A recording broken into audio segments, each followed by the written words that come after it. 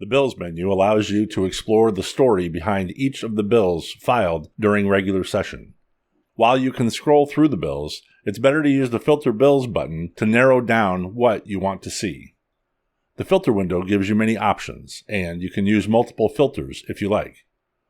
You can search for a single bill by name or bill number. Let's use Matt Schaefer's good bill, HB 20, that would have created the Border Protection Unit that we so desperately need right now. When you enter the bill name, grassrootspriorities.com will show you all of the bills that contain what you entered. You'll see not just HB 20, but HB 200, HB 201, and so on, because they contain HB 20 in the name of the bill. Let's search for something more complex. Let's look for any GOP priority bill co-authored by Republican Kronda Thimesch that never received a public hearing. 42 bills match that criteria. When you choose to search for someone as a co-author, Grassroots Priorities will show you the date they became a co-author. Notice that in this case, there are lots of dates in May. If we click into the first bill, we see that it was filed in November.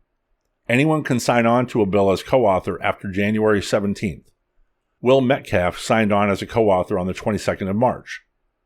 The bill was referred to committee in February and never had a public hearing, effectively killing the bill. So why is it deep into May that 3 people on May 6th decided to then co-author a dead bill? And that's not the only time that happened. Almost every bill in that list shares the same story. Filed early, died in committee, and then in May, Thimesch and others signed on as a co-author. Let's look closer at HB 3765. Each bill page shows you the final status of the bill, the caption or brief description for the bill, what committees first received it, and its authors and co-authors, sponsors and co-sponsors.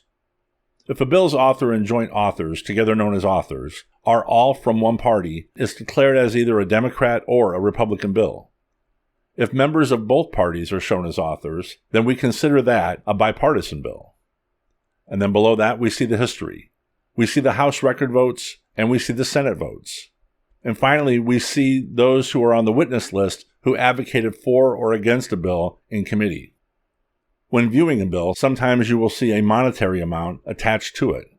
Since all of our data comes from Texas Legislature Online, the official source of record for the Texas Legislature, these figures displayed come from the fiscal notes issued by the Legislative Budget Bureau. We sum up the totals for the 5-year impact and then display that amount for you. Political advertising paid for by Grassroots America, We the People PAC.